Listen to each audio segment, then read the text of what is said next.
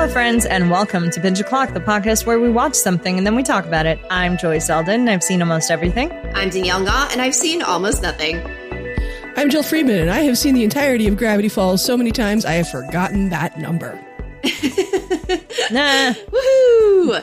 But yeah, we're here at the wrap-up. We've watched the entire show. We're just here to share a few one more things, because that's what we do on this show. This is the One More Things episode. This is all the one more things. You know what it is, Danielle. We should start calling our wrap-ups one more thing. That's adorable, and I am here for it.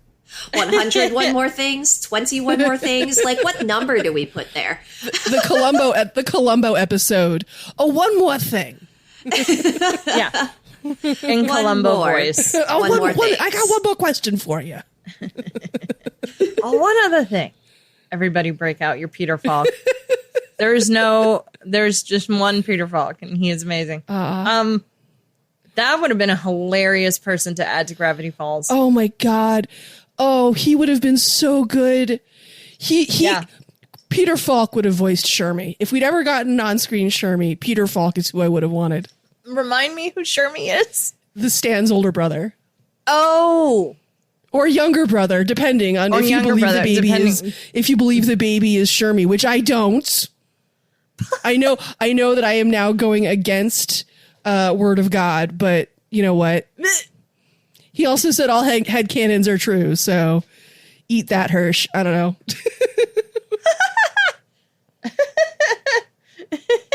I believe Hirsch fully accepts all headcanons. He does. Everywhere. Because he is a smart man who had enough of a pulse on the state of fandom in the mid-2010s to know that anything he said too close to one headcanon or another was going to result in complete fandom warfare. And destructive results. Yeah.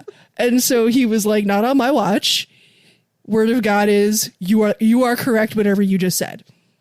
And just sort of was like, I am rubber, you are glue. This fandom war is going to only involve you. I appreciate I appreciate the real and like Neil Gaiman vibe approach to be like, whatever. Yeah. My favorite thing is when people start debating what level of Aziraphale, what level Angel Aziraphale is. Mm-hmm. And he's just like, yes, all of them, every level, all at once. All of you are correct.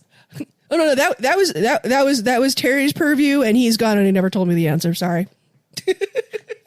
I mean, I feel like Terry, wherever he is just like, I give you carte blanche to use me as an excuse. Exactly. But yes, Gravity Falls. What a beautiful show. What a beautiful show. I think we can sort of softball a couple of like dream options of like what might have been. I totally, before we jump into that, I do want to preface, like, I think we've mentioned it before on the show that like Alex Hirsch set out to create 2 seasons of that one weird summer you get when you're a tween, and he did it, he accomplished it, and then he was like, it's over.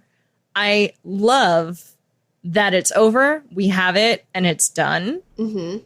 But if we had gotten to have like more episodes after season 2, like what do you guys think would have been more interesting to like explore? Like what timelines or plot points do you think would have been interesting to come back in season 3? I feel like the only way to really do it in a way that respects the canon that they already created would be to do something completely outside the timeline as we have seen it already. So like something from like the 80s, you know, with Stan, you know, running the Mystery Shack, like in its early years. Like we see some of that in the show, but it's not a lot. And I feel like there's especially if you like lean hard into the 1980s of it, you can get some really interesting stories that can be told in such a way that they don't affect the canon as we know it at all. Mm-hmm. I agree. I think that if I were going to see if more episodes of this show were made, I don't actually want to know anything about what happens after this. Like, I don't want it to be a continuation. I don't want it to be like, but what is high school like for them? Don't care. Story is done. But like, I would be very okay with something like what you were describing, Jill, or if they could find a clever way to just give us more stories from their summer together. I mean, that's what the Lost Legends graphic novel basically is. Oh, okay. Because that's it. Like, that's all I need. Like, there are little things, or maybe like little funny AU things that wouldn't really change the canon of the show. Like, again, what you want is Lost Legends. It exists. Right. Okay. Like, what would have happened? What would have happened if Dipper and Mabel had actually played the Jumanji game? Ooh. I would that one's not in Lost Legends. You got me there. I would absolutely watch that episode. You know, but I'm with you on, like, the story is done and I like it as it is, and I don't want anything that changes it or anything beyond it. So when Joy just posed this question, 3 minutes ago, the first thing that popped into my head was, you can continue it, but there has to be a conceit to it. There has to be a framing device. So, like, it would be Halloween, and so the kids went up to Gravity Falls from Piedmont for Halloween, or the Christmas or Hanukkah or Rosh Hashanah or whatever. Or like, Joy, you're probably gonna know the episode I'm talking about.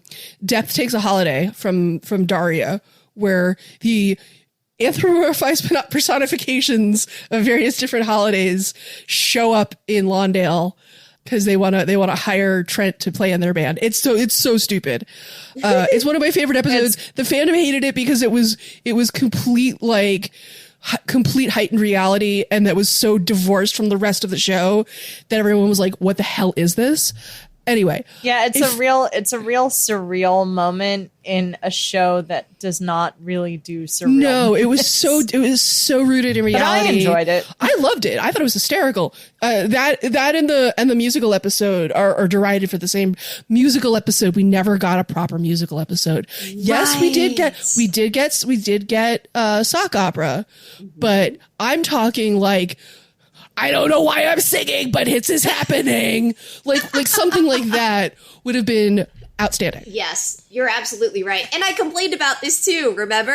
In the episode that was named after Little Shop of Horrors. And I was like, why didn't they give me a song?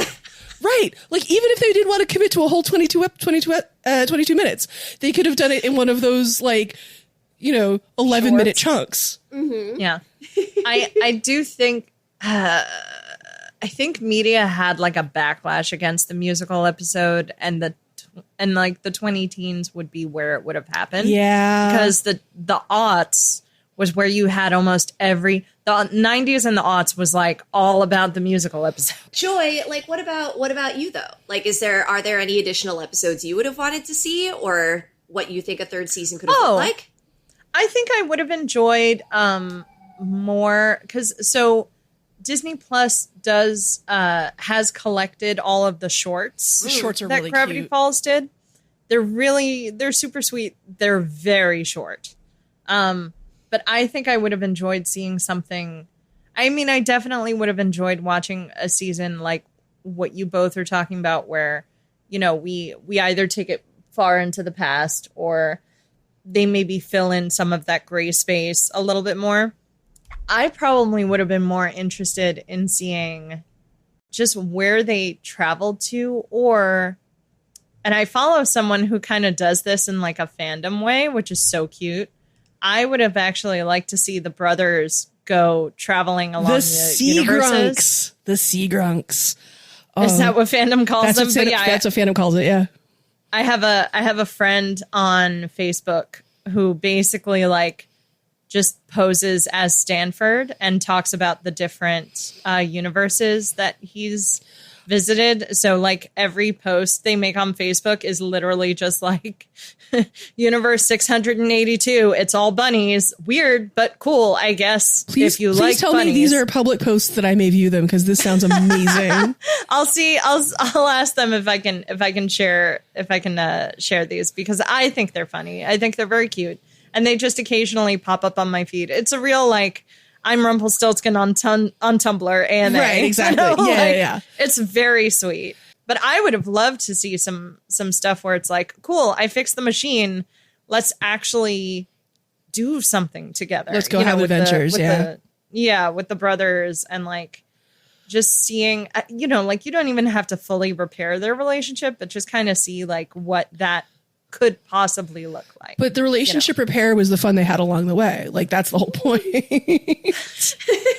The show did one of those 5-second repairs where they're like, but he said I love you one time and now everything's cool, and I'm like, no, that's not how healing works. I think if the show lasted 5 more minutes, we would have seen them throwing hands. Right? Fair, yes, absolutely. This is also what I mean. Like, they don't have to solve their problem in 6 seconds. That doesn't have to, Like, the problem was solved for long enough for them to like fix the town and get the kids, like have the kids' birthday and get them back on the bus. And then as soon as they get back into the car, just Stanley, and oh my God, Stanley, your hands are at 10 and 2, like it would just J.K. Simmons just saying Stanley. I need that to just be like, they don't even need to rehire him. They just need to like just have like a soundboard where they just press a button. That's season 3. Just give me a soundboard of J.K. Simmons, please and thank you. Oh man. I mean, I guess speaking of Stanford and the Grunkles, and we can sort of talk about, feel like we've all kind of talked about the ways we like the main cast, but we can sort of talk about more of the side characters. Mm-hmm. I feel like Seuss is a main cast. Oh yeah. I feel like anyone who says otherwise, we have a fight. We're in a fight now. We are in a fight now. I feel like Seuss, I feel like Wendy, like obviously the kids, the uncles, like that's sort of your core people, but like side characters or maybe one-off characters. Like I really liked, what was his name? Tyler Kupicker. The guy from the Eye Society. Oh. What was his like new name? It was like Poopy Pants the Third or something. Pip. He's I know exactly what you're talking about. Yeah, that guy. But like the Patrick Stewart voiced one. I would have loved to have seen him again. That was if Peter only Serafinowicz. That was Peter. Oh, sorry. Yes, the Peter Serafinowicz one. Sorry. I went full Stanford on that one. That's allowed. Your neurodivergence is showing, and that's fine because that's the show. Hi. Have we met? Did you say neurodivergence? But yeah, I would have liked to see him at least once more. It felt so sad that he was just a one-off. It's like, no, come back. Well, okay, yeah. This is sort of random, but as you were talking through that, I was like, what if I just Google a list of Gravity Falls characters? Because there's so many one-off characters introduced in this show, I was worried that I would forget about someone that I genuinely liked. And on the Wikipedia page, that is the list of Gravity Falls characters, Seuss and Wendy are absolutely listed as main characters. So as is right and there. Good. As is right and good. And so when we're choosing favorite side characters, the problem is that if Seuss counted as a side character, it would be too easy for me to choose a favorite side character because it would be Seuss instantly and immediately. So now I'm all day, every day. Exactly. So now I'm struggling with the question because I was like, because now I can't pick Seuss. Does Waddles count as a side character? Can Waddles be my favorite side character? I mean, maybe. I don't think of him as a side character, but I understand the impulse. While I don't think of him as a side character, I think he is a side character. Like, he had a whole episode to himself, but he's also not in every episode. And I would accept Waddles. I think the other one-off character I really like is the Judge Kitty Kitty Meow Meow Face Schwartzstein. Voiced by Jon Stewart. Voiced by Jon Stewart, exactly. Oh, gosh. What if my favorite side character is Abuelita? Yeah, that's perfectly cromulent answer. Like, Absolutely. I love Abuela. I know. She turns into a comfortable chair. I don't know why. Like, that all by itself just sticks in my brain. That and the other one about, like, doesn't Sue say something about, like, maybe Dad's a nice man or something? And she's like, no.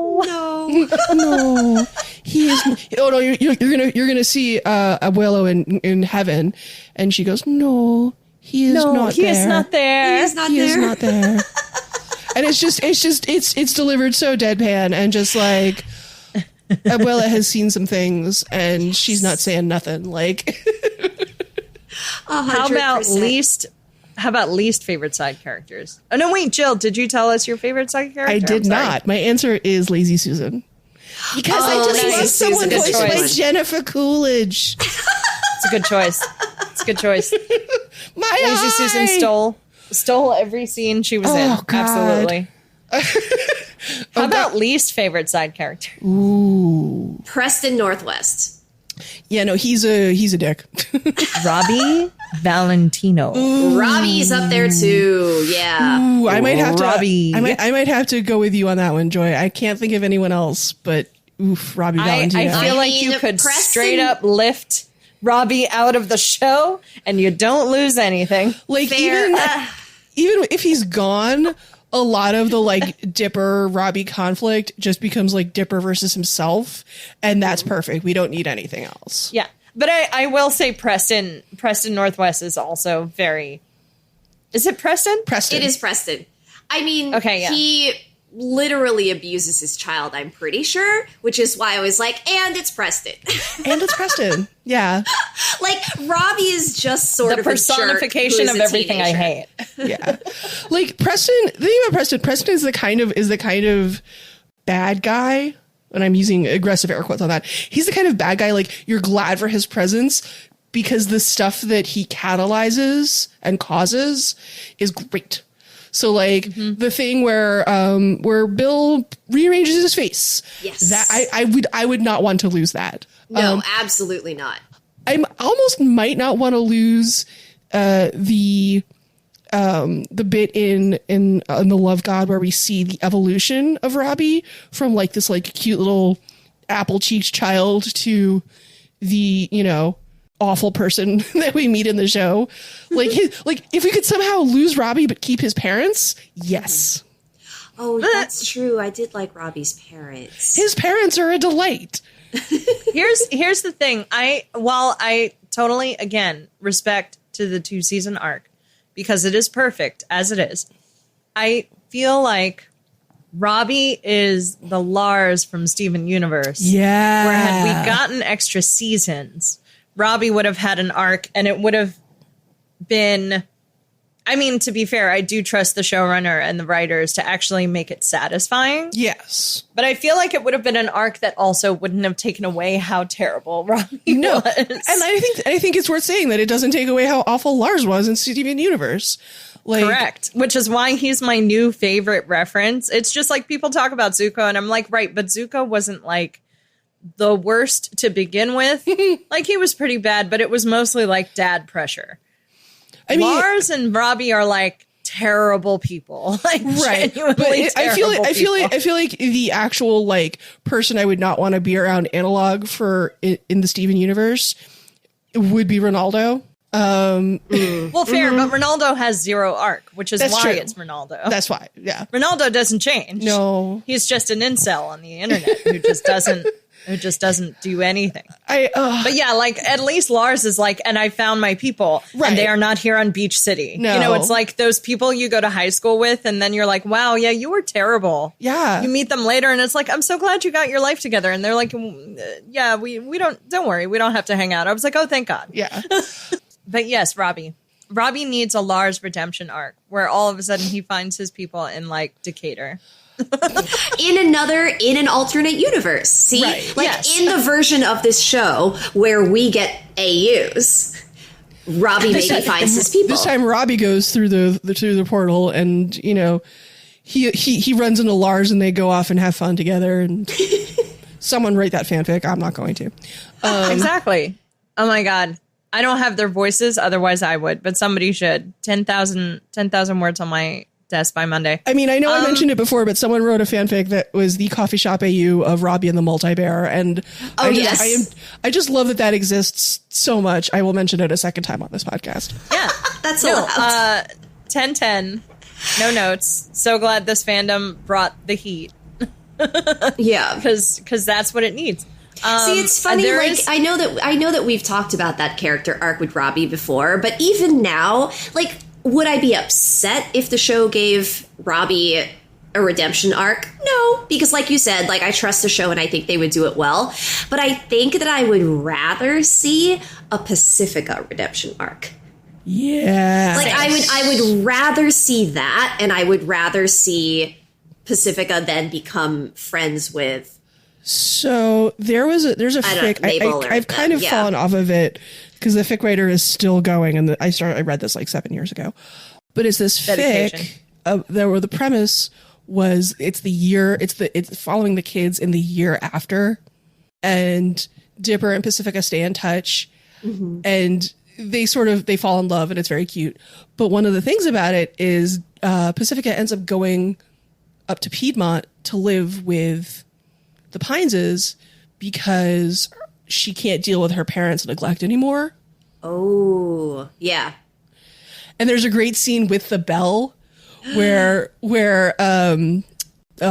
Pines, we never learned her name, where Dipper and Mabel's mom is like, yeah, we're not using this. And like Pacifica and Dipper like go out into the side yard and burn it or something like that. Like it's so cathartic. It's such catharsis. It's like we don't do that here, you know.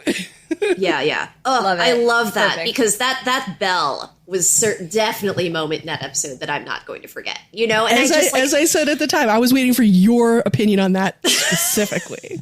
Major red flag. I do want to see a world in which Pacifica is able to break free from her family and becomes a better person as a result. Love to see that.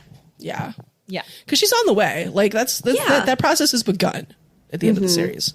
Yeah, no, 100. That's something I would have liked to see in season 3. Like, what happens to Pacifica in the Northwest? Yeah. Episodes we never got. There was an episode we never got. I may have mentioned. I can't remember if I mentioned it in the previous episodes or not. Where Wendy was sort of getting into like small time thievery, like burglaries and stuff. And like she gets into like so she ends up like she was working with Stan to like steal something from the museum or something from the bank. I forget what. Somebody stole something in town, and they get caught, and Stan takes the fall. He's like, "You're a kid. I'm not letting you do this." And it was like this really cute story that they just never found an episode it would fit into because it was more of like a B plot kind of thing. Mm-hmm. Or if it would have been an A plot, they never had a B plot that would have fit with it. Or it was like too serious to be a B plot. Right, exactly. Like too much character growth and or too many repercussions. Yeah. That is a really good point because we had so many episodes where Wendy was always sort of lumped in with Dipper. And Wendy was just Dipper's crush, right? Right. But some of my favorite Wendy moments are not Wendy Dipper moments. They're like Wendy and other people moments. Like every time Wendy and Mabel interacted, I loved that. So if we got more of that, or more of Wendy getting to be something other than Dipper's crush. Right. I would have really enjoyed a Zeppo episode. And by Zeppo episode, I mean the Buffy episode entitled Zeppo, where you follow. It's such a good episode. There's not many Buffy episodes I think about fondly, but that's definitely one of them. Yeah, you follow Xander as he's basically not involved in the major plot. Like his life becomes the A storyline and everything else kind of happens around him and you get snippets. It's one of the funniest things because he'll walk into the room and everyone's super serious about something. They've just read this terrible, horrible thing about the monster and he's like, I'm here. What can I do? And they send him out to go get donuts. Like, I just keep imagining a Wendy episode where it's just like it would definitely be a completely different vibe. Mm-hmm. But man, would I love to just see a Wendy episode where we could actually see her home life and see like she keeps having all these exes on her phone who keeps texting her. What and if then we got Mabel? And then Mabel's like, I found a bet. You know. What if we had another vignette episode, but it was basically a series of side characters, and we got to see the world through these different side characters' eyes. So, like, 1/3 of the episode could be the world through Wendy's eyes. I would love that. 1/3 of the episode could be, I don't know, the world through the like Waddle's eyes. Seuss? What is I don't know. What is the Simpsons episode 22 minutes about 44 Simpsons? Is that what it's called? Because it's a joke on a They Might Be Giants title. Hang on, let me put that. Is it? Yeah. Oh, I desperately need to know more. They Might Be all Giants. Right. 1 second. I'm going to turn this off so you hear the typey. Hold on. That's fair. We will. Yeah, there's vamp. We will vamp. There is I forget what the trope is called because maybe we should rename the podcast Joy Forgets What the Trope is called. But there is a trope of like everyone has their own perspective, and so it's like there's your perspective, their perspective, and then the actual situation of what happens. Mm-hmm. But it's like the more people who witness something inevitably add to the number of perspectives you have. And there's actually a movie which I know we have to watch for the podcast at some point called Hoodwinked. Oh, I haven't seen that. It's called Hoodwinked. It's a really good example of the thing I'm trying to explain, which is basically like the story of essentially it's like a new retelling of the Little Red Riding Hood story, but it's a very it's got like multiple perspectives and other things happen too, like because it is a more modern take, there's different aspects to it. It's also like a murder mystery because you also have the what happened to grandma, you know, like it's a really interesting take on an original idea. And for some reason, I always think about Hoodwinked when I think about this trope, and especially when I think about Gravity Falls and the weird stuff that happens in the woods. All right, so I was wrong on so many angles. This is almost funny. Okay. 88 How wrong were they? So wrong. 88 lines about 44 women is not a They Might Be Giant song. So, okay. Oh, okay. Oops. It's banned by the Nails that I've never really heard of, but I'm sure once I read more about it, I'll be like, oh, those guys.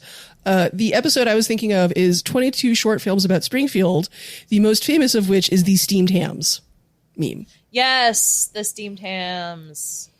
That I know. Yeah. Poor Danielle. So the episode I've still got nothing. Yeah. The episode it's from is basically just like 22 short vignettes about The Simpsons. Oh, okay. Yeah. It's a very good episode that again shows you multiple different with a cast of characters in the thousands. You know, like it's really interesting to just have a bunch of little vignettes about a bunch of different side characters, which I am a huge fan of. I love little stuff like that. And I would absolutely watch a Gravity Falls version of that because Gravity Falls has so many good side characters. Like, actually, what if one of the little vignettes we get is just 2 minutes of what's the name of the guy who's like the most boring guy in the universe, and he's voiced Tad by Strange. Tad Strange. Right? Tad like, Strange. what if it was just like 2 minutes of Tad Strange? What's a day in the life of Tad Strange look like? Like, what does he order at the diner? It's just him making coffee. What does he order at the diner? He goes to the diner. He sees likes Lazy Susan. He orders an oatmeal because he gets oatmeal every day. And then, you know, like, I just, whatever it is. One of the things that's really funny about that is because he was voiced by Cecil Baldwin, there was a lot of talk about how in Gravity Falls, Tad Strange just loves wheat and wheat byproducts. Because that was a whole there was a whole thing in in Welcome to Night Vale about how like you shouldn't eat wheat or wheat byproducts. Oh, okay. So he would not have oatmeal, or he would have oatmeal? No, he would have oatmeal in Gravity Falls, but not in Night Vale. Not in Night Vale.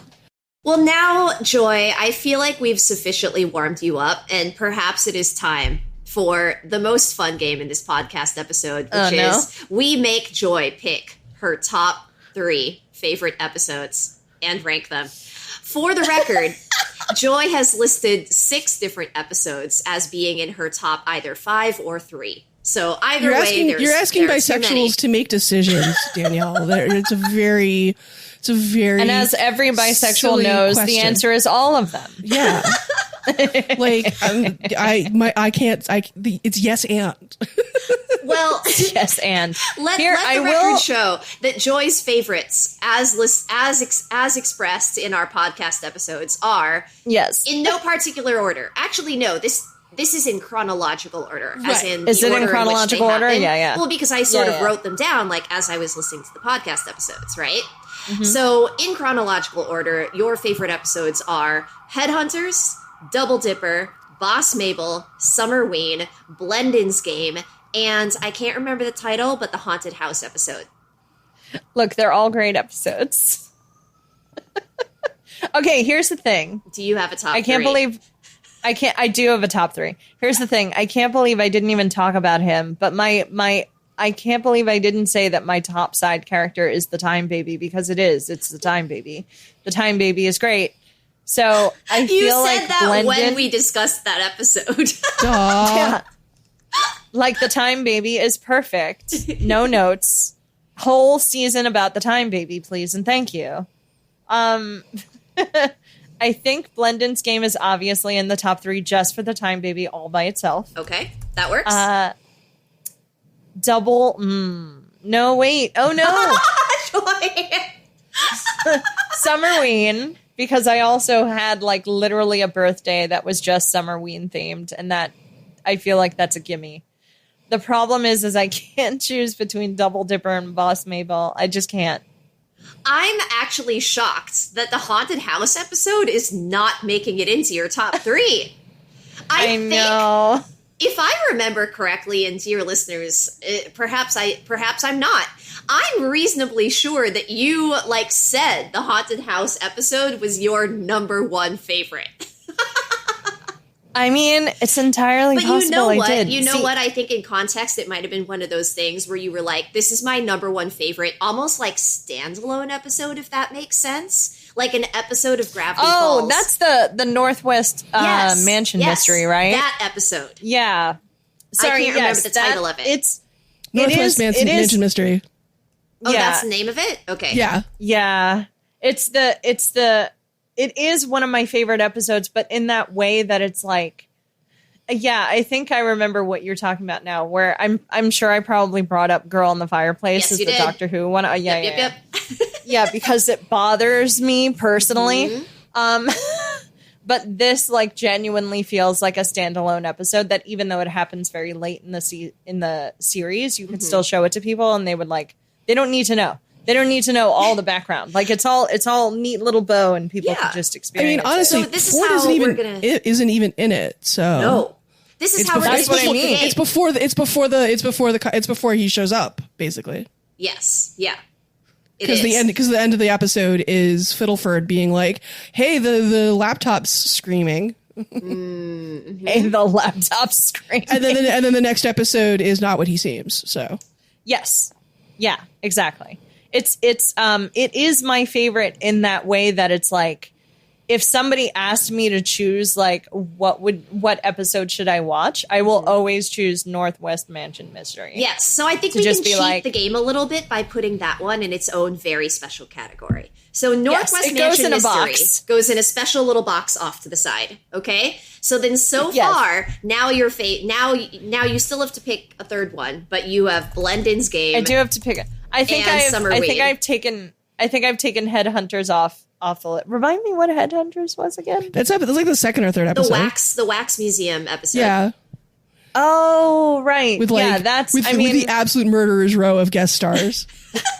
It's definitely up there in terms of this is a lot of people who I love. Mm-hmm. It's I'm sure I probably mentioned this at the time we recorded all those other episodes, but I feel like it's a real Has-Been Hotel problem of every new song that shows up on Has-Been Hotel is my new favorite song. And I can't explain to people how I don't have a favorite song from that show. They are all my favorite. They are all the whole album. If I did a top 10, they would all be number 1. I can't, there's no choosing. And I feel like Headhunters is one of those where it's just like, there's moments in Headhunters that I really like. It's really good at introducing you to all the characters. But like, oh man, I think eventually I have to go with Boss Mabel because we get such great Grunkle Stan moments in that episode also. And Double Dipper is like very good for Dipper as a character. But ultimately, I just care more about Grunkle Stan. Sorry, Dipper. That's just fair. That's just how it is. That's allowed. So the top 3 are Blendin's Game, Summerweed, and Boss Mabel. Solid top 3. I did. I chose. You chose. Yay. Fear me. I made a decision. Fear me. Did I have a similar "this is my favorite episode" commentary? You actually did not once say, like, this is my favorite episode. Oh, during the season? No. During the season, no. Like, the thing you said over and over again, but you were very consistent about this, was, like, which were either your number 1 favorite line read or your top favorite line reads. And you were very consistent on your number 1 favorite line read. No, yeah, Danielle is just making me eat it a little bit because I literally said 6 episodes were my top 3 and the math wasn't mathing. Even Danielle was like, the math isn't mathing on that. I can't. It was bisexual math. It's fine. Yeah. Do you have a favorite episode, Jill? I don't know if I do. I don't know if I do. 1 + 1 + 1 is 6. 1 + 1 + 2 + 1. 1 + 2 + 1 + 1. Yeah. You're also perfectly allowed to not have a favorite. I don't think I do. I think because there's so much stuff. So there's so much stuff in it that like there are like individual sections of episodes that I like more than others, but there's no like one. I love Not What He Seems because I feel like it's so many great character moments and such great like action shots and like the choreo, like the cinematography in it is great, but like I couldn't tell you like why it's my favorite. You know what I mean? Like, because that's a commentary on the quality and not how it resonates with me as a person. Mm-hmm. I don't know if I have a favorite. I think that's okay. You don't have to have one. And you didn't explicitly say that 6 different episodes were in your top 3. So I'm not going to make you choose. Also, the line reads that I said were my favorites are all really great. So I stand by my whatever I said. Your number one favorite line read was when the love god says, "Let's get weird." Let's get weird. And you were very consistent about that. Every other line read you mentioned was you just said like, "Oh, this is one of my favorite." Right. Yeah, I still don't know how they got that one past S&P. Just let's get weird. Like, first off, they clearly wanted Jack Black, but they got John DiMaggio, a perfectly cromulent stand-in. But like, I don't understand how they got that line past standards and practices, including the on-screen moment that's happening when he says it, because you see 3 people tumble out of his van, 2 women and a man. No, it's in the diner when he says it. That's right. You're right. He climbs over a booth. Yes. She's like, "Would you sign my chest?" And he's like, "Only if you sign mine. Let's get weird." Yeah. Or something. And then everybody falls out of the van later. He scrambles over the. God, he's so good. Just that may be one of my favorite side characters. I don't know. Well, that's you know what? I mean, that's your bisexual representation. Right yeah, you're like. Well, I'm also gonna say he's not a side character. He's a guest character because we only see him the once. Very true. He's not recurring. It's not recurring. Mm-hmm. We only see him the once. We needed more Love God. Everyone needs more Love God. I'm saying. All right. I would like to take a moment to talk about, tell you all the good news about the Mountain Goats. Ooh, okay. Yes. Which is a joke because knowledge is that Mountain Goats are not a Christian rock band. Wisdom is that they are the most Christian rock band. And comedy is that I, a Jewish person, love that joke very much. So I have I made a video. The link to it will be in the description to this episode, definitely scroll down. You'll find the link in the description below. The TLDR about it is I'm pretty sure that they were listening to a particular Mountain Goats album when they were writing the second season, because the album came out in 2011. They were writing this. They were writing the show in like 2013, 2014, or like 2012, 2013, and it's just like there's just moments in the show where a literal, like, what is described in the lyric is what happens on the screen. What? Wait, can I have a few examples? So, okay. There is a lyric in the song "Birth of Serpents." "Birth of Serpents" is mostly reminds me of Northwest Manor Mystery, but there's a line in it that says, "See the tunnel twist, hold your birthright in your fist." And there's a scene in Into the Bunker where oh boy, I really have the crazy eyes. I'm looking at myself in the Zoom, and it's just I am Charlie with a string like board. The murder board in front of you. Oh, completely. It's you, murder board. It's beautiful. I love it. Here we go. I've got a tinfoil Reese's wrapper here.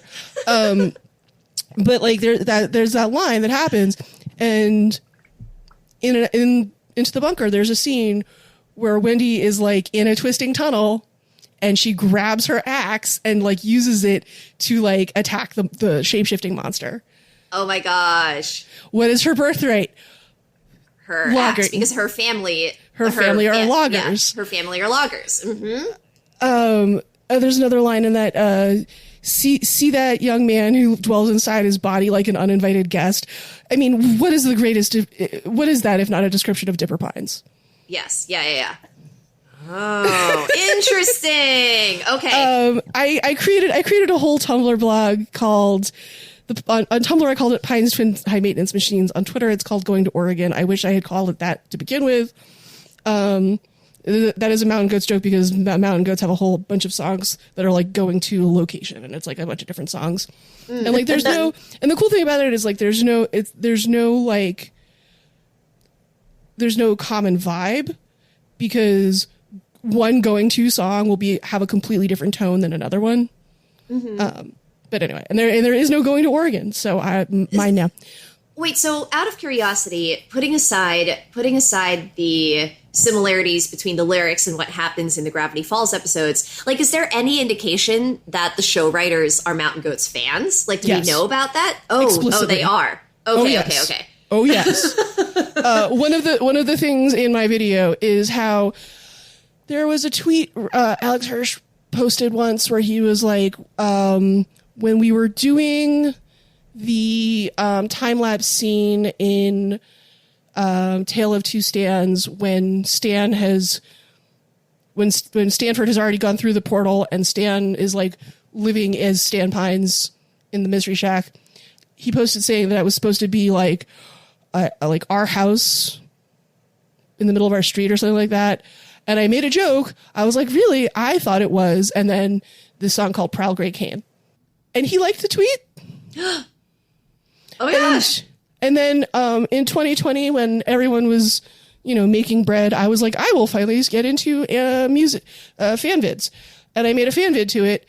And literally like that, the cuts in that scene are like perfect to that verse. Oh, interesting. It's wild. It's wild. It's really there. Yeah. I'm gonna post the well, you've convinced me. Yeah. There's like I already knew that Alex Hirsch was a Mountain Goats fan. Like John Darnielle made a tweet where he was like, or it was something about like some Pokemon was actually the third gunman on the grassy knoll in the JFK assassination. And Alex Hirsch quote tweeted it with "wild if true." So it's just absolutely just. I've been trying to think of a how people make like ship names. Mm-hmm. I've been trying to think of like Mountain Pines. No, it's Pines Twin High Maintenance Machines. Pines for time maintenance machines and going to Oregon. No. I know, but it's like the Gravity Falls and Mountain Goats, like just specifically the Mountain Falls. Yeah. Actually, I forgot the subtitle for the Tumblr blog is Mountain Gravity Goats Falls, which is absolutely, it absolutely is. It's a real don't open dead inside. Don't open dead inside. Yes. It's 100% what that is. Yeah. Love it. That's still one of my favorite jokes. Oh my God. I love you, internet. Sometimes I really love you. Sometimes you're doing a good job. It's true. Sometimes. Not often, but sometimes. But sometimes. Okay, what do we do now? Do we completely shift gears? Do we switch to another question? I think horror moments, maybe. Ooh, that's a good one. Yeah. You don't have to think of 3 because I don't even know if I can think of 3. I don't know if I can think of 3, but like at least one. Yeah. Top horror moment. I have the benefit of having just taken detailed notes on all of the horror moments we listed together. So I have a little why don't we do this? Why don't we do this? How many do you have approximately, do you think? Ooh, here. Well, why don't I'll just read them out loud chronologically? Well, because what I was going to say is like, just read them out and we'll rate them 1 to 10. Yeah. Ooh, rate them 1 to 10, like 10 being like super horrific. Now that we've seen the entire show, it's like, is this the most horrific thing we've seen in the show? And it could just be more, you know what I mean? Like, they don't have to actually be in order. It could just be like, you could have multiple 10s, multiple 1s. Right. Like, yeah. Very true. Okay, ranked. It could be one of those, like... Starting out strong. Deer teeth. Deer teeth. That's kind of the goat. I feel like there's still one that's slightly higher for me, but the deer teeth is pretty up there. I'm going to say 8. Okay, wait. I feel 8 out of 10. Wait, you know what this is? This is actually like one of those TikTok filters where the horror moments come up at random and you have to slot them into right. Like you start your own trophy line. Okay, so 8 is deer teeth. Great. Okay, now we didn't really talk about this. Well, we did, but we didn't list it as a top horror moment necessarily in the episode. But you know that episode where they go to the convenience store and then all of the awful things happen to the teenagers? Yes, the inconveniencing. So it's sort of like all of those little moments wrapped up into one. Like getting trapped in the cereal bowl or cereal box versus getting turned into a hot dog. Where's that? Oh, yeah, it's all the Goosebumps books. Yes. All in one Goosebump book. Like in my head, if Deer Teeth is 8, maybe all those teenager deaths that were not deaths are like a 6, a 5. Yeah, I'm feeling it's giving 6 for me personally. You know, I think of all of the things that happen in the inconveniencing, the hot dog thing is the one that like genuinely like I think about it sometimes and go, that's not okay. Like it's really not okay. It's I mean, yeah, I don't know how many times a day the normal American might think about getting trapped in a video game, but I think about it as a real bad scenario. Do not want. I lose a lot in video games, so all I can think of is like, oh no, I would be dead in like 12 seconds. Well, this is or it would be just this awful sort of purgatory style time loop where you just die again just and again and again. I mean, it's like Sousa's Infinite Pizza, only you're the hot dog. It's very funny because in the inconveniencing, I think each of the three of us has a different horror moment that we each think is the most horrific. Like Jill, for you, it's the hot dog. Joy, for you, it's getting trapped in a video game. And for me, for whatever reason, being turned into a 2D something and being stuck on the front of the cereal box is the one that's the worst. Oh no. That was pretty bad. I will say these are all bad things, but I think because they were so spaced out and they happened to so many different children, it ends up just being a 6. Like if it was the A plot of the episode and it was like a thing we were trying to solve throughout, it probably would have rated higher for me. Yeah. Okay, so here's another good one.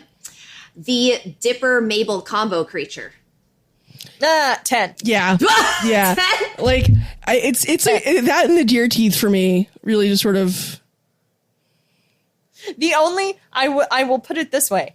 The only reason deer teeth is 8 for me is because I know the Dipper Mabel combo creature is in there. It's like it's like when you're afraid of the mummy, but you know Dracula is around the corner. And you're like, okay, mummy, but like you're mostly like towels right now, so I think I can push past you. I'm more worried about Dracula around the corner.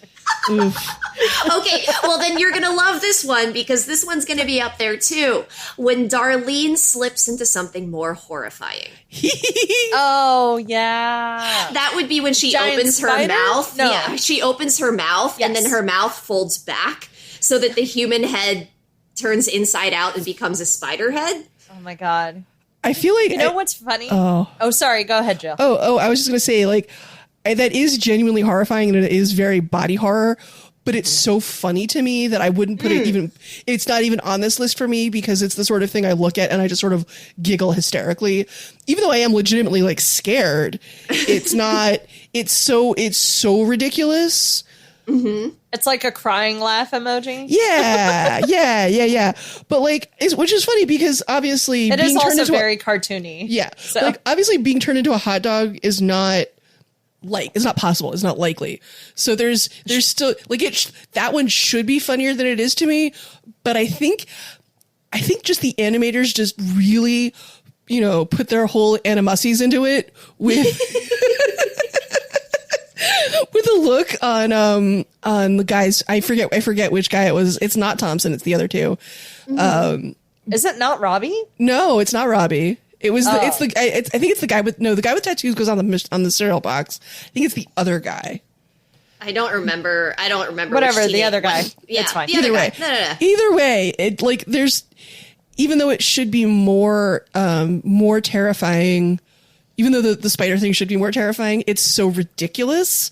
Yeah. Whereas the hot dog thing, like the genuine fear in the eyes of this teenager that is now a hot dog. Nope. Can't do it. I think the spider for me is number 7. Okay. Darlene slips into something more horrifying. Ooh. Okay. I couldn't decide if it was 9 or 7 there for a second. Okay, so just so that you know where the light is at the end of this tunnel, there are 3 more horror moments that we mentioned. Should I just roll through all 3 of them? Yeah. Yeah. Okay, so the final 3 horror moments that we mention are Bill Cipher swapping Pacifica's dad's face around, not Wendy becoming a pile of bugs, and Bill drinking out of his eyeball. I forgot we mentioned that. Wasn't that a one more thing? Probably. I think that was a one more thing.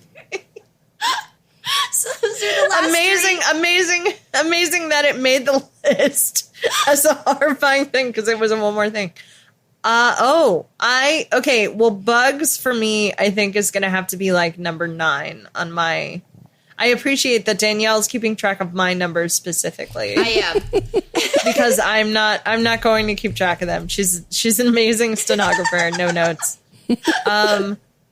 Drinking out of the eye, I feel, is last for me. I feel like as weird as that was, it still didn't squick me as much as I think it probably should have. Preston Northwest hits me in the same place as Darlene's spider body, where it's fair. It's so ridiculous and it's so over the top that all I can do is laugh. Mm-hmm. But it is but I also understand why there are people who are like, nope, not for me. Oh yeah, no, that makes sense.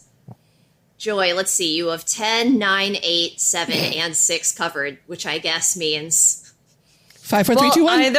Either I bump something out, or well, wait. Sorry, what was it? It was rearranging his face, right? Yeah, rearranging his face. See, here's the thing.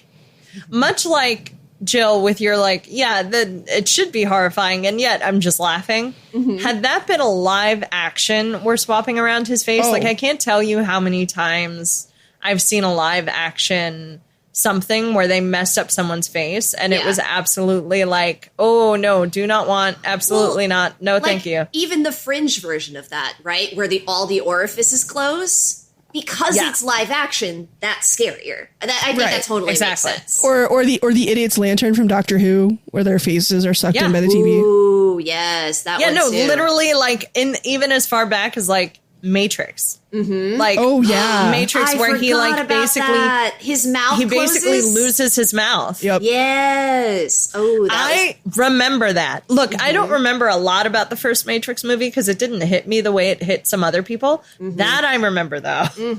I remember it vividly.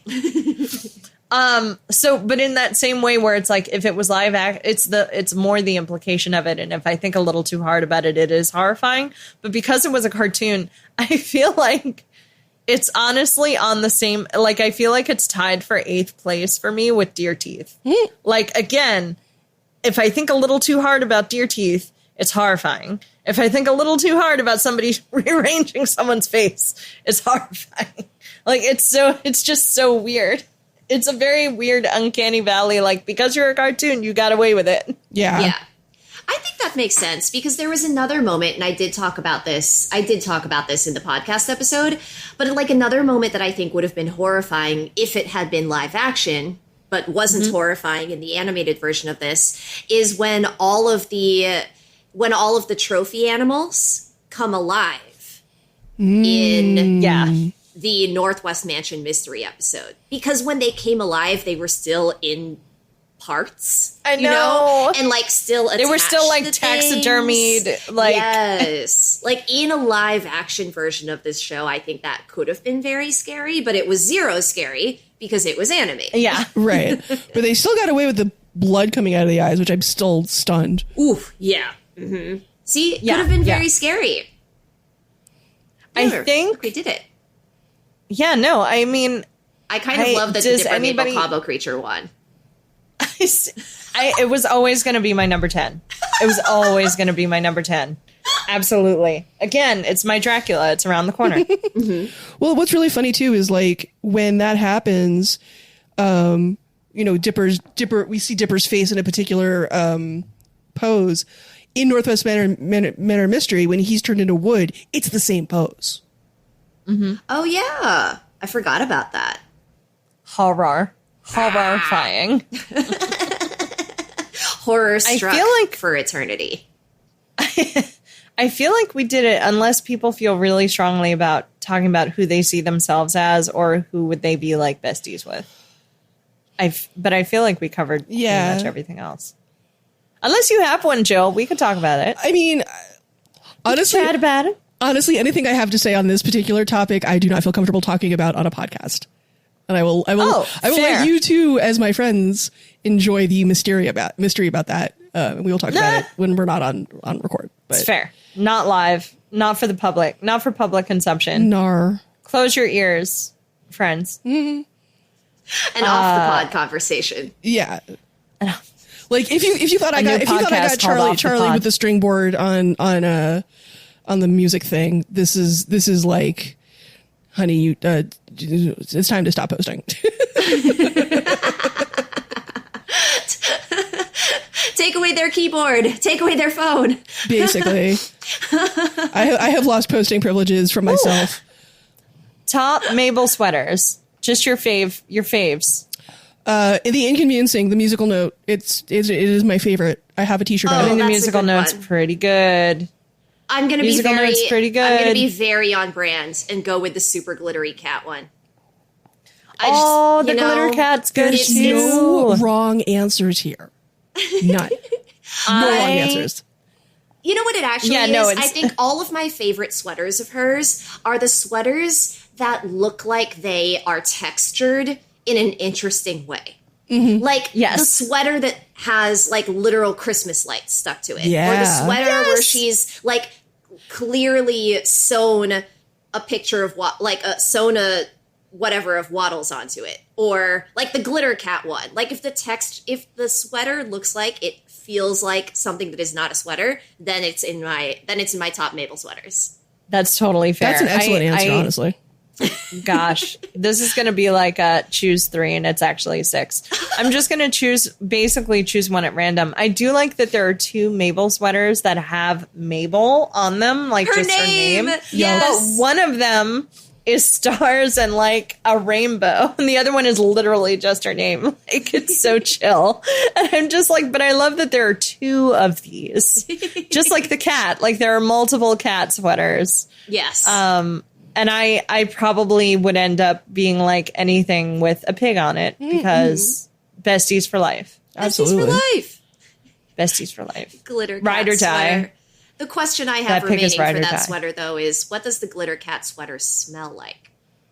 That's what I want to know. Because her The sweaters are all, scratch and sniff clothing. they're all scratch Exactly. and sniff. So what does the glitter cat one smell like? Does it smell? I don't know. Smells I'll like never know. allergies.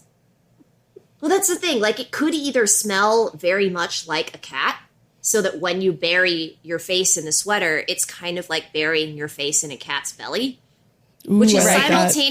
simultaneously fun and a bit gross. Or Yes. it could just smell, I think, sort of like fruity. Like if it smelled like a carbonated... Which, by the way, if it is smelled most like... of the scratch and sniff clothing was literally just like fruit. Yeah. Yes, Fruit but and or flour. Specifically, I want it to smell like a carbonated fruit beverage. Oh, nice. Like, not a fruit, but because Like it's- Sprite. You want to Yes. like a La Croix. Amazing. Like I would 100% back this I want plan. it to somehow smell fruity and sparkly. Yes, Hence, carbonated fruit beverage. I like it. See, listeners, this is where my brain is. Like, Jill, you have This the how murder Danielle board of like brain do. mountain goats, and I have a murder board that's like, these are what all the sweaters smell like and why. I love it. I love it. I love it. I love It's it. not a murder board, and it's an Excel doc. It's color coded. It's just a spreadsheet. It's just scratch and sniff spreadsheet. All spreadsheets should be scratched and sniff. Thank you. I broke Danielle. Thank you coming to my TED Talk. That's it. Just that sentence. Shortest TED Talk ever. All spreadsheets. All should be spreadsheets scratch and should sniff. be scratch and Thank sniff. I have a follow-up question. No, you don't. you. No, you don't. Okay. I will not be taking questions. No questions Absolutely at this not. time. So, does anybody have like a one more thing that we might have not talked about Gravity Falls? I mean, other than highly recommend, great series. You can watch it on Disney Plus right now. I believe they already took it off Hulu. I don't know, actually. Well, actually, now that Disney Plus and Hulu are like besties, Well, it's that's probably the thing. still on Hulu. I think that all of these streaming services are going through their weird little merging. Conglomerate something. No, Yeah. exactly. Like, I think we just have to wait until they figure all of that out, and then we'll know where to Yeah. find shows again. You know? Yeah. Yeah, it's gonna take a couple minutes for them to like redraw the borders and the treaties and do the post World War I thing, and Exactly. and then Franz Ferdinand will get shot, and yeah. Yeah. As he does. Talk about purgatory. The worst time loop is so- Franz Ferdinand. Coming out very shortly, like within a week, is the Book of Bill. And the Book of Bill is another. Oh wait, do we actually have a release date for the book? I believe so. I believe. Okay. To be clear, listeners, we are recording before the book comes out, but by the time the episode airs, the book will have been out. Yeah. But The Book of Bill just will be wanted to released on the clarify. 23rd. Okay. It's going to be released Gotcha. on the 23rd. And it's basically it's I don't actually know what the I've been avoiding all descriptions of it because I don't know what it's going to be. Sure. The vibe I'm getting is what if the third journal kind of content, but from Bill's point of view, and I am very here for it. In fact, I'm so here for it that I will be attending the signing and the Q&A with Alex Hirsch next week in Seattle. So That is so cool. anyone who's listening who was there and didn't see me, hi from however many weeks ago. Hello from the past. future. Hello from Like, July 23rd. It's nice to meet you from the past. I will say Barnes & Noble currently has like the book for is it pre-order or is it just order? Interesting. No, it is pre-order. But one of the stills is like give a copy to someone you hate, Bill Cipher. Love it. Love to see it. That's a good that is a really good one more thing. Yeah. Right? One more thing. Interesting. This will be the first Gravity Falls book marketed for adults. Interesting. For adults. What's that mean? Gravity Falls After Dark? But Gravity Falls After Dark. Oh my. Okay, I'm really going to stop reading this because I don't want to know anything. I want to go in completely cold. Yeah, no. Stop right reading. now. Yeah. No, my hot take on that is Gravity Falls. Gravity Falls is one of the rare modern works like The Muppets where parents and kids could watch it and enjoy it for entirely different reasons. Absolutely. And there's just so little media like that right now. And all of the media that is like that is like explicitly children's media. So it's like Gravity Falls, Bluey, which I still need to start, but I love Bluey. As a child-free adult in my 40s, it feels weird to be like, I need to watch Bluey. But everything I've heard about it, I need to watch Bluey. Yeah, no, it's not one of those shows that I've seen from beginning to end in any way, shape, or form. I've just sort of like had my brother's baby on my lap while baby is watching Bluey. And so you have the excuse of baby. I don't. Yeah. I have the excuse of possible Arrested Development. I don't know. And I don't mean the show. Joy, did you have a one more thing? A final one more thing? Do I? I am a little bit bummed that we never actually meet their parents. I can see that. Yeah, maybe similar to what were you saying, Jill? The comic series that came out was where we just get to find out a little bit more about their summer. Yeah. What is that called? Excuse me, Lost Legends. Lost Legends. We don't see the parents in there. No, it takes place entirely, I believe, in the week between the end of Weirdmageddon and when the kids go home. Oh, interesting. Okay. I believe. I could be wrong. Because I guess I didn't really need to see their parents in the show. Like, I think the show was fine without them. And I would be very curious to know what their parents are like. Like, right? I just want to know what what are their personalities like? Is one of them very similar to Mabel? One of them very similar to Dipper? Are they both just like, are they both just the most boring people you've ever met?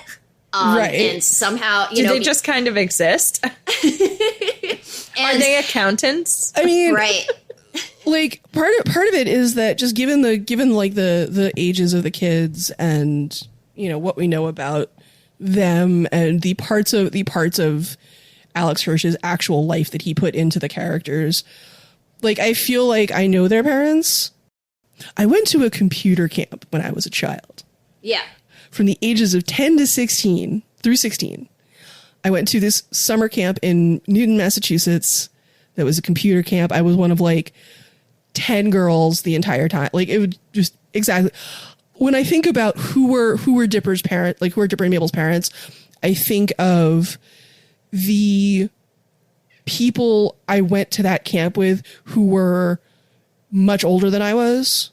So like I started there when I was like 10, like the kids who were like 16. Yeah. Like the CITs. Like I can like the vibes of the people at that camp are who I imagine Dipper and Mabel's parents to be like. It's sort of one of those, if you've been around a particular flavor of nerd, you can spot it from a mile away. They were born in 99. They're the Zoomers because I believe 96 is the cutoff for millennials. Older Gen Z. Yeah. Yeah. I think about their parents being in their like late 20s, early 30s at the end of the 20th century, so like they were like maybe like late 20s, early 30s in 1999 when the kids were born, and now the kids are about to turn 13. So their parents are Gen X. Yes. I thought the Grunkle Stans were supposed to be Gen X. No, because they're 18 in 1960 something.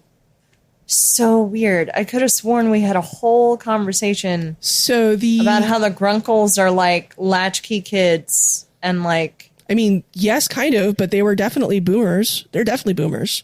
They could be boomers who were latchkey kids. Yeah. Right? True.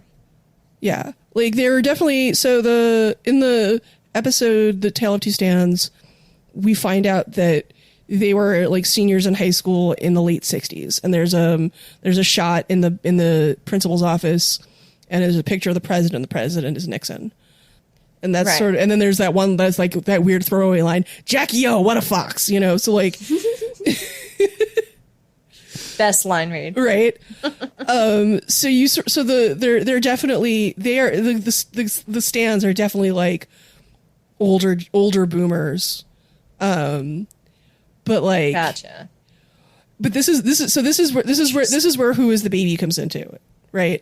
So the baby, if the baby is Shermie, that means that he was born in 1968, or like let's say for sake of argument, he's born in 1968.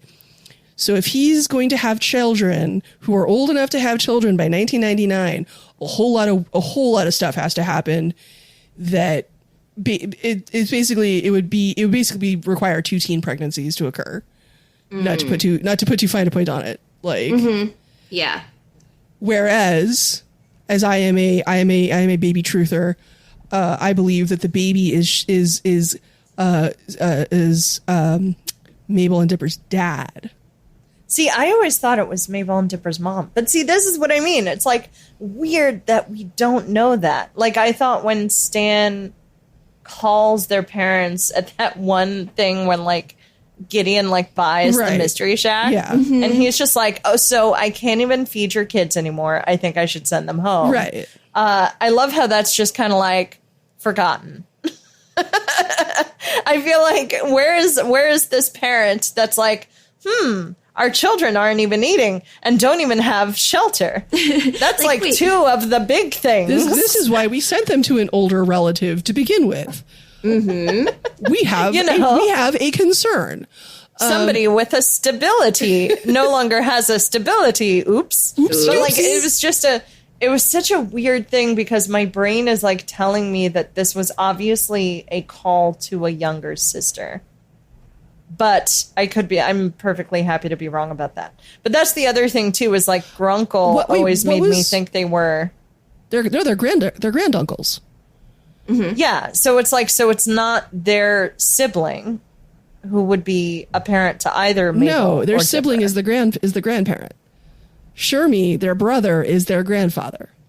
See, this is what I mean. Right. I don't know the family tree, and it's weird.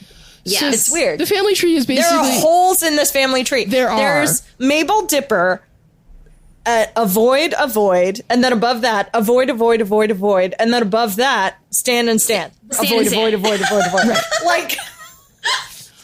Like my brain literally can't follow their family tree and does not understand. So there's a really great YouTube video by Hannah Hyperfixates where she untangles the timeline of Gravity Falls, and it's like a 2.5 hour, 3 hour video. It's great. Wow. Strong recommend. Shout out to Hannah because they're great. But yeah, it's this great video, and there's this great tangent in it where they talk about the relative ages of the 2 stands, and how in the 3rd journal there's a bit about when they were kids and goofing off when they were supposed to be like prepping for their bar mitzvah or something. Mm-hmm. And the date that they say is going to be their bar mitzvah is like I think before the birth date that we know is their birthday. And Hannah went into... I was so pleased with this because as they were doing this section in the video, I was like, but what about the Hebrew calendar? And sure enough, Hannah had me. They were like, but here's the Hebrew calendar. And in this 1 year that really actually does fit with all of the rest of this, in this 1 year, their Hebrew birthday would be before their Gregorian birthday. And that turns out to be the year that it was in the story. Oh my gosh. Yeah. Wow. And so Hannah and another YouTuber did a whole interview with Alex Hirsch, which is great. And it was all intentional. No. Hannah asked about it, and Alex Hirsch was like, oh my God, did we really do that? That's incredible. Yeah, that's all I could think of was Alex Hirsch went, yeah, we did that. We sure did. No. He admitted it was all by the seat of their pants. Well, no, of course he did, because he's a stand-up guy. Right. But like my brain is like, you absolutely did not do that, and someone figured it out, and you were like, that's kind of cool. Well, I think he suspects one of the other writers might have had some kind of take on it, or some kind of plan behind it, but he didn't know it. Like if they did, he didn't know. But like it really did just dumb luck. They had it the years lined up. But anyway, so the baby that you see in Not What He Seems, or not in Tale of Two Stands, there was like a whole fandom war over, is the baby Shermie or Shermie's kid? And I believe it's Shermie's kid, because if the baby is Shermie, why is he having a child at like 15, and why is his child having a child at like 15 that are then Dipper and Mabel? Nothing wrong with not necessarily, and no shade to people whose parents were young when they had them, but narratively, I mean, that would also really make sense for the time in which we're talking. It would for sure. 1940s, 1960s, 1980s. Right. Like it would work. Like my brain is like, yeah, no, the math would work. Thing. It would work for Shermie. Like I could buy it for Shermie, less so for his kid. I mean, again, that's just my one more thing. It's just like, what is this family tree and what is happening? Joy, how old were you in 1999? Why are you making me do math? I'm sorry. 16? Yeah. 16. So imagine your parents with your dad's 34, you're 16, and now you just had a kid. All I can think about is the math, and I'm like, you've got 2000, you've got 1980, you've got 1960, and there it is. There's your 3 generations. Right. Meanwhile, Joy, I have to say, this entire conversation, my brain has just been like fuzzy white noise. Like I can't, like a pulse sound. Like I can't. Yeah, I can't process the math. I feel like I need a flow chart or a visual of the tree. Like y'all just keep throwing out numbers, and I keep going like, This is what I mean. This is like I'm imagining a tree, and there are 4 faces on it, and it's driving me crazy. But even every time you're like, oh well, if they were this old in this decade, then their kids would be this old in this decade, which would mean like their grandkids would be this old. I can't process any of that math. It is simply not happening. Like what is happening right now is I am Mabel in the future, and one of you is telling me how many greats to say before grandfather. Right, exactly. Gam. Like, exactly. No, like, I just need someone to tell me how many greats to say. So what's your one more thing, Danielle? Oh, I don't know. I don't know if I have a one more thing, because I found subtle ways to throw most of mine in there. I think through the into questioning. The episode, yeah. I suppose the one thing I didn't have a chance to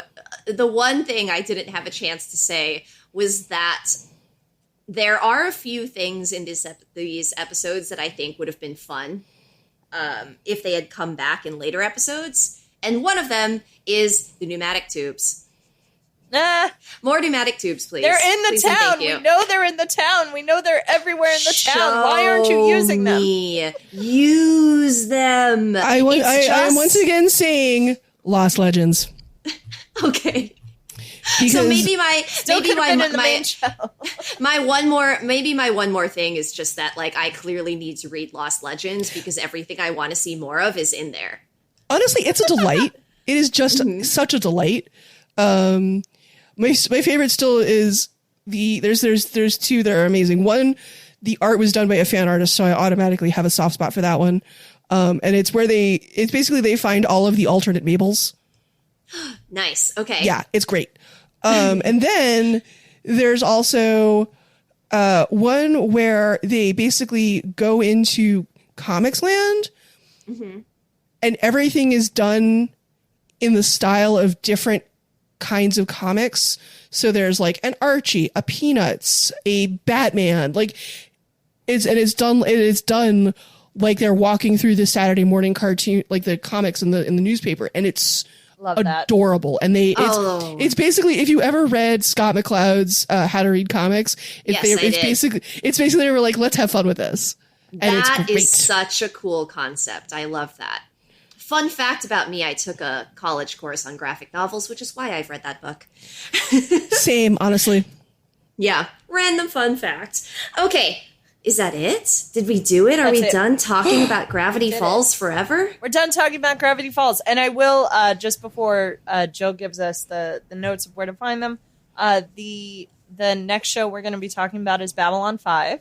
Which neither I nor Danielle has ever seen, so we have a guest for that season as well. Yep. No lie, I am full RuPaul. I cannot wait to see how this turns out, because that show is so dense. Yeah.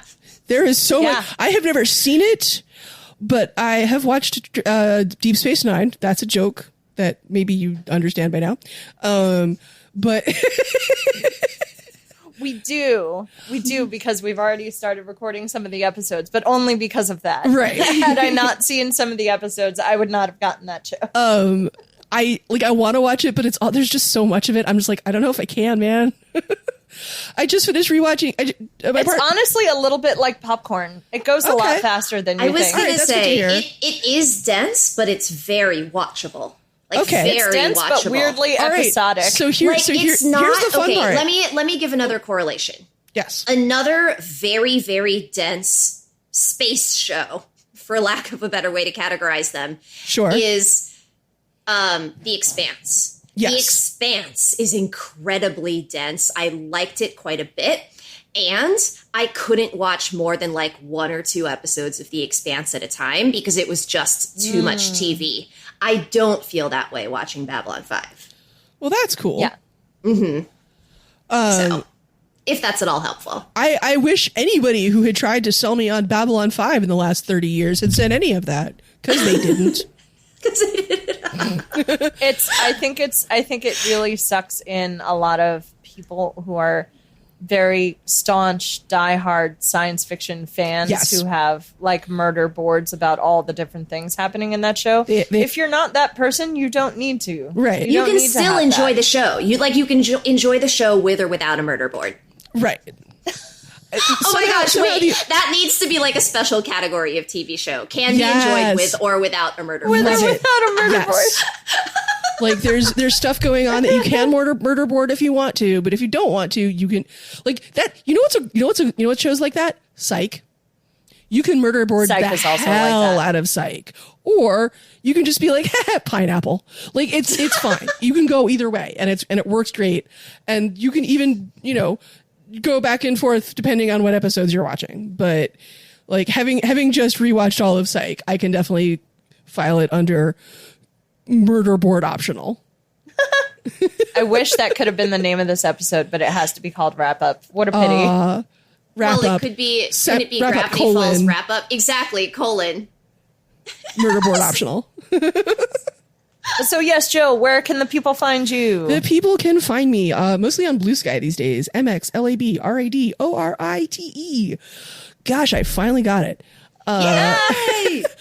You can also find me on TikTok, which I have not posted to in a very long time, under that name. Also, Tumblr. Tumblr. All of those places have the links to my YouTube channel and the link to my it is literally called Tin Hat Theater. The episode about Mountain Goats and Gravity Falls will be in the description, so you can just find my YouTube from there. Absolutely. It was wonderful to have you on the show. Hopefully we get to have you again for stuff. Yeah. For stuff. Love like to have maybe you back. when we eventually do our very special Bach Pod episode where we each choose a Batman the Animated Series episode and show it to each other. True. Like all this stuff. Oh, I like that. Yeah, no, call me. Because Maybe that's what we'll do with all of our guests. Be like, you pick an episode and we'll talk about it. I'm trying to, because I can't decide if I either want to do the episode where Batman's in the dreamscape, Yeah. I smell a murder board. Or just, and this might be from a different Batman show, but the one where Batman helps Harley Quinn and he's just like, I had a bad day once too. That might even be a comic that was done in the Paul Dini style. Interesting. That sounds familiar, but I'm not like able to envision any of it. Same. Well, you'll have to do some research and make a note. Yeah. And join us next time. Yeah. Okay. So wait, between now and then, if you're looking for more Bach Pod, we would love to hear from you. Please check us out at Binge O'Clock Pod on Twitter and Facebook, where you can answer the question, what is your favorite episode of Gravity Falls? You can also email us at bingeoclockpod@gmail.com. And don't forget, we have a Patreon. Find us at patreon.com/BachPod. That's right. And tell your friends, tell your family, tell your loved ones, tell the live lobsters in your life about Binge O'Clock, and we will see you next time.